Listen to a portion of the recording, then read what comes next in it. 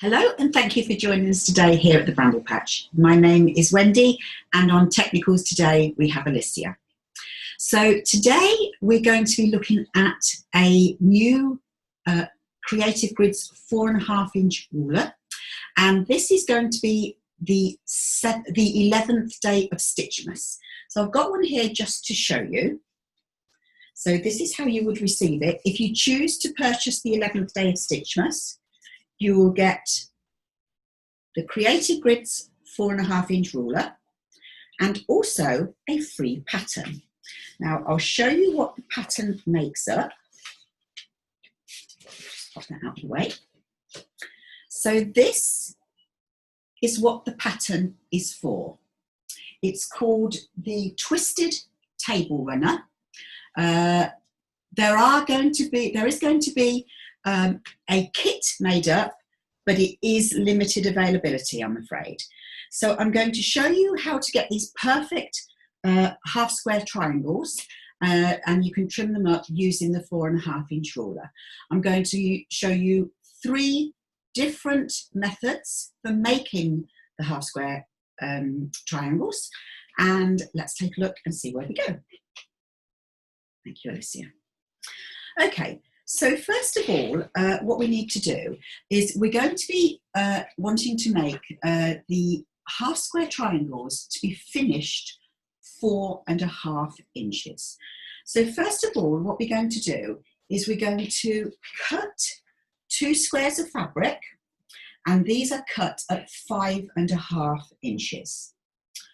On the reverse side of the lightest fabric, what we're going to do is draw a line. Now, you may have just an ordinary ruler. I've just got my Creative Grids one. And if I ever use one of these rulers to draw a line with a pen or a pencil or even a fabric marker, I generally just use soapy water on a cloth or a wet wipe just to freshen those edges up, because if you've used a lead pencil once and then the next time you happen to be using it on a white or a light fabric, you don't want that to transfer onto the fabric. So just give it a wipe afterwards, just to freshen those edges up. I've just got a biro at the moment, and all I'm going to do is draw a very dark line on there so that you can see the line easily. All we need to do now is actually layer those 2 squares together on top of each other, right sides together. And I'm hoping you can see using the camera. All you need to do then is use your sewing machine. Now, I'm not using the sewing machine today, so all I'm going to do is just show you the positioning of where you would have your machine foot.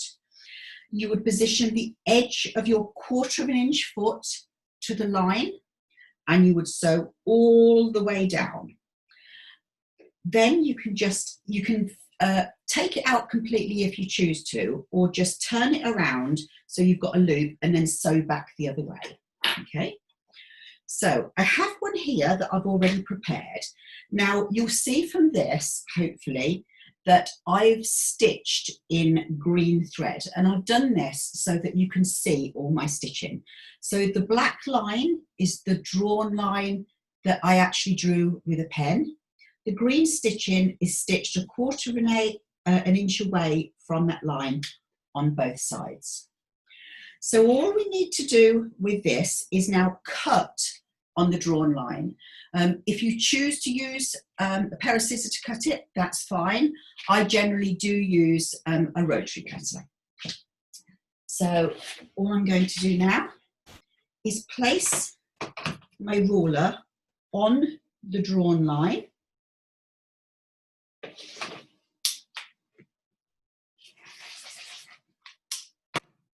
and cut. Now what we need to do is actually give it a press. So what I'm going to do now is, I'll flip this one over, I'm not disturbing the camera too much. It's always best, if possible, to press the seam to the dark side. So here we go. First of all, I'm just going to set the seam. So all I'm doing is just warming those threads up so it relaxes the threads so they just nest down. Roll it back and just press in the direction of the seam that you've already stitched. Try not to wiggle it because what we don't want is to stretch those fabrics at all. So now we have, oops, half square triangle, which is now oversized. So what we want to do now is actually trim this up to the size we want it to be. And we're wanting this to be 4.5 inches, okay? So I'm hoping you can see the ruler that I've got here. So along the center, you have a diagonal line. And what we want to do, we want to situate that on your sewn seam, like so. So this is sitting directly on the sewn seam, making sure the 90-degree corner of the ruler is on your seam at both ends, because that's what we want. We want a nice finish to it. So all I'm going to do now is I'm right-handed, so I'm trimming the right side and the top. Remove the excess fabric, turn it through 180 degrees, and now I'm going to settle the 4.5 inch corner right on the edge of the square. Now, because we made sure that this was all sitting nicely with the black line on your sewn line, that will all sit to the edge beautifully, and that corner will automatically be in the right place. So all we're going to do now is just trim that across, like so. Okay. So that's the way that most of us generally make our half square triangles. But I'm going to show you today a couple of ways if you want to make a lot of half square triangles, a much quicker way of doing it, and they still come up accurate because you are going to trim them at the end anyway. So that's just that little one there. So what we're going to do now, we're now going to actually make 4 half square triangles at the same time.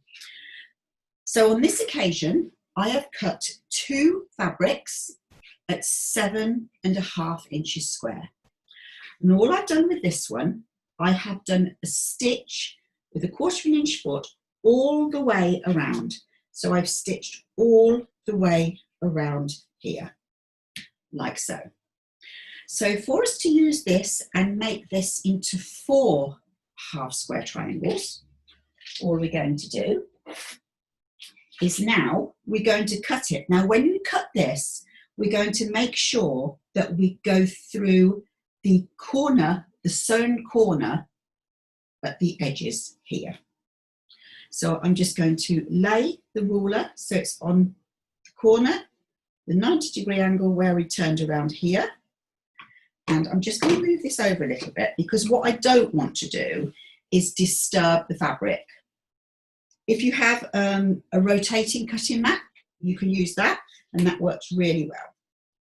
So I'm going to situate it here, and now I'm going to use the rotary cutter and I'm going to cut straight across here, like so. At this point, do not move your fabric, okay? Just lift your ruler, and now we're going to place it to the opposite corners. And once again, place that ruler on the 90-degree angle where you went round the corner, and we're just going to cut straight the way over again and lift. Now we have, I'll just get my mat here. We have 4 half square triangles. But once again, we can press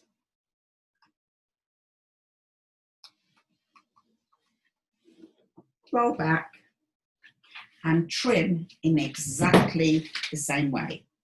So you can do this with all the different sizes of triangles, and you just have to make the adjustment to the original size square that you're making.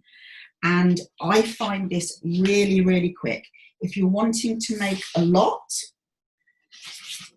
generally, if you're using a pattern, you know how many you need to finish up with. So this is a really, really quick way and accurate way to achieve your goal. Just nudge that down a little bit. Here we go.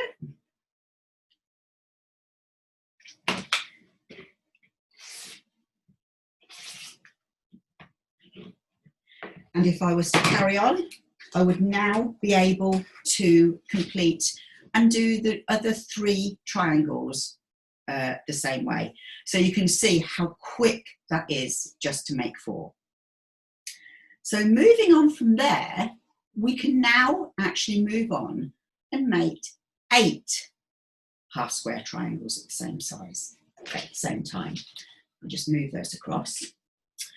So on this occasion, I've already pre-stitched them and drew them, because otherwise you'll just be sitting there listening to me at the sewing machine humming away whilst I'm doing it.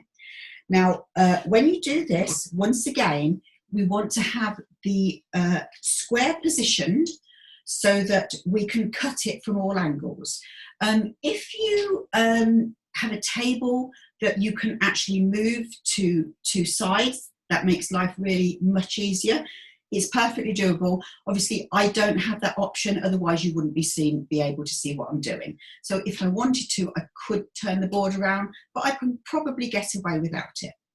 So on this occasion, what I've done is I've drawn a line diagonally right the way across, and then I've drawn a line diagonally on the opposite corners as well, to form a cross going right the way through.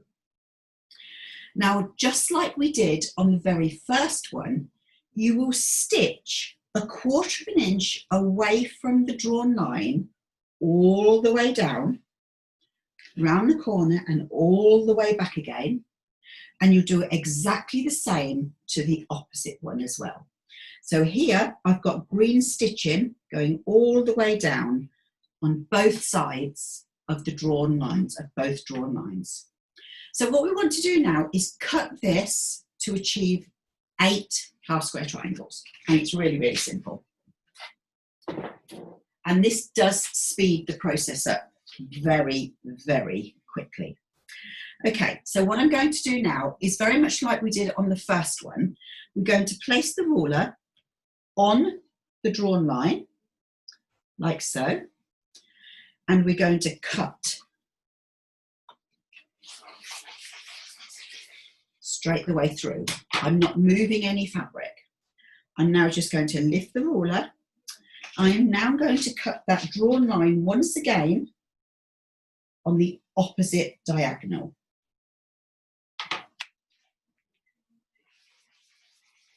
Like so. Now what we're going to do is make 2 further cuts to give us the 8 half square triangles. So what we need to do now is we need to be able to cut right through the little crisscross junction in the middle. So all you need to do is lay your ruler on, making sure that you're going through the junction. And if you have a ruler wide enough, you can double check to make sure that you've not got the ruler at an angle at all, by just double checking that it's laying nice and straight down the edge of the square fabric. Generally a ruler, even if you use a square ruler, you can actually accommodate that. So all I'm going to do now is I'm going to cut vertically all the way up. I'm then going to lift the ruler, and I'm now going to do exactly the same, but I'm going to lay it horizontally through the centre. And once again, I'm checking to make sure that I've got this edge, a line on the ruler to the edge of the fabric. And you can even square it up here as well. So I've got a lovely 90-degree line going here. And all I'm going to do now is cut that straight the way through. Okay.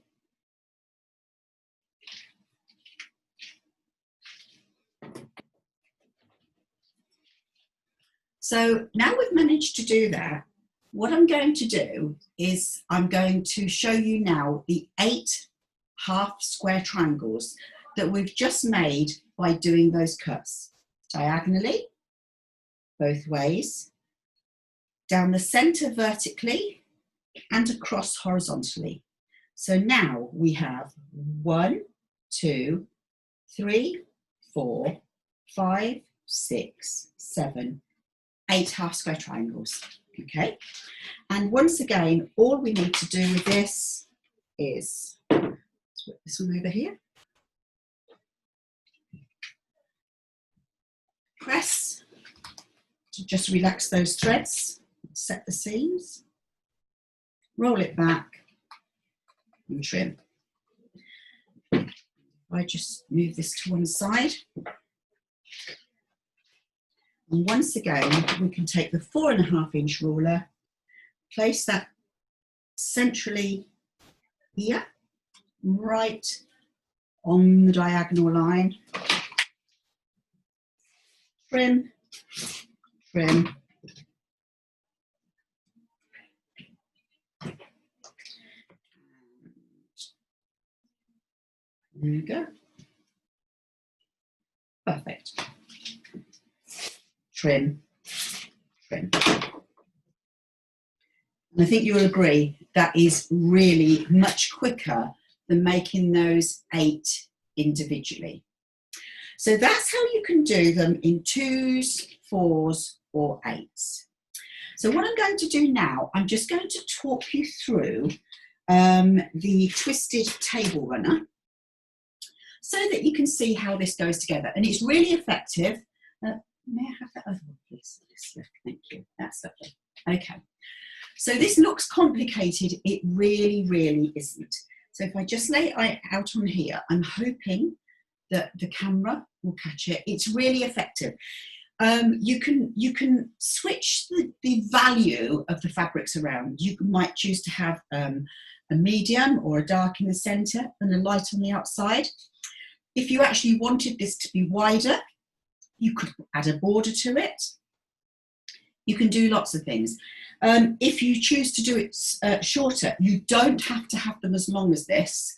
You can do a shorter one. You can do matching placemats. And to do a matching placemat, you would only possibly need to do just the one size.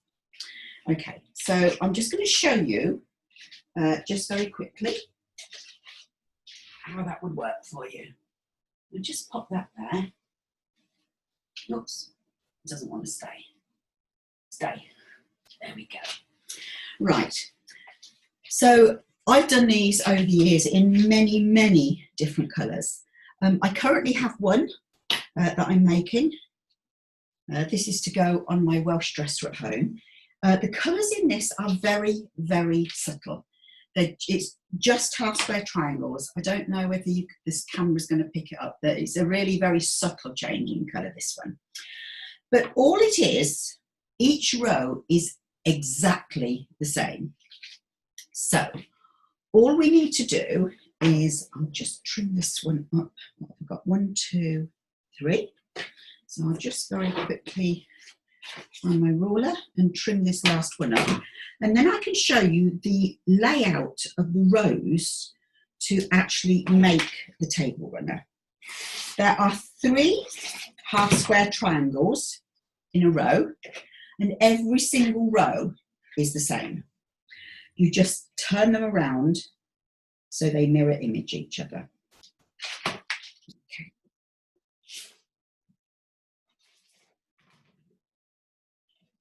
Right. So what we need to do to make one row, you actually need 2 matching, and they will reflect each other, like so. And then the centre one goes in there. And all the rows are identical. Okay, so that's how you'd put them together. So you'd sew this to this, this to this, and just if you want to stitch in the ditch, just remember, don't press the seams open, otherwise you're just stitching through thread. If you want to stitch in the ditch, you must press the seams to one side. It doesn't matter which way. That way you're sewing through the fabric and you're strengthening it. If you sew through the just thread, you will actually weaken it.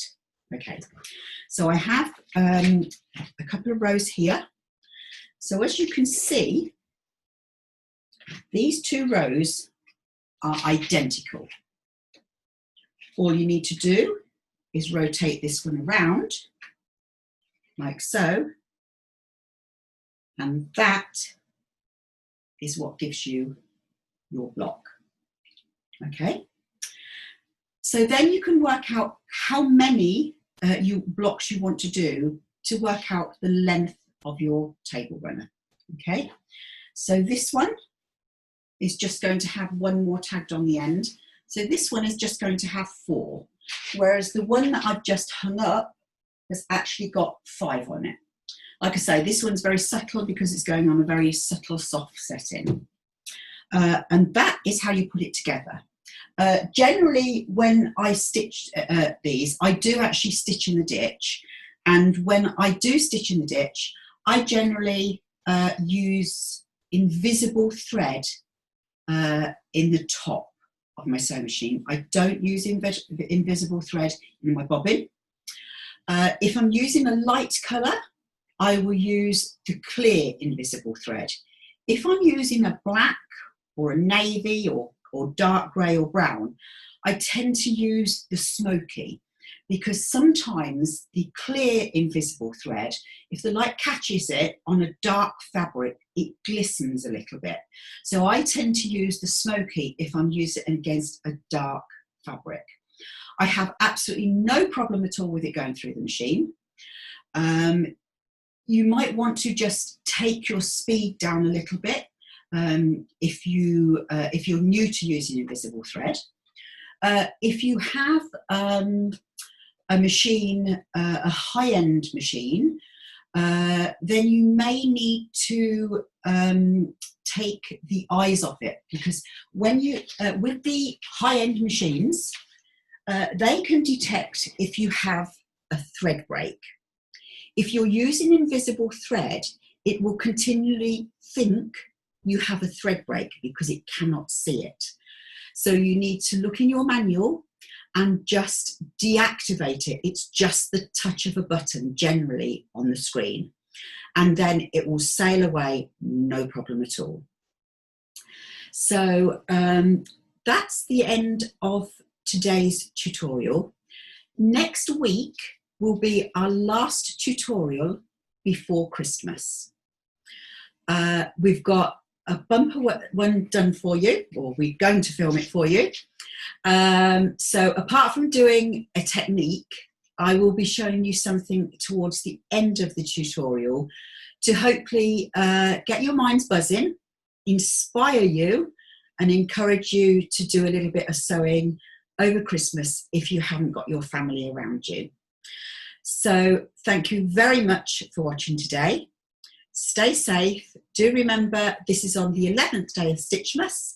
Not very many more days to go now. So take care, look after yourself, and thank you from all the Bramble Babes. Bye-bye for now.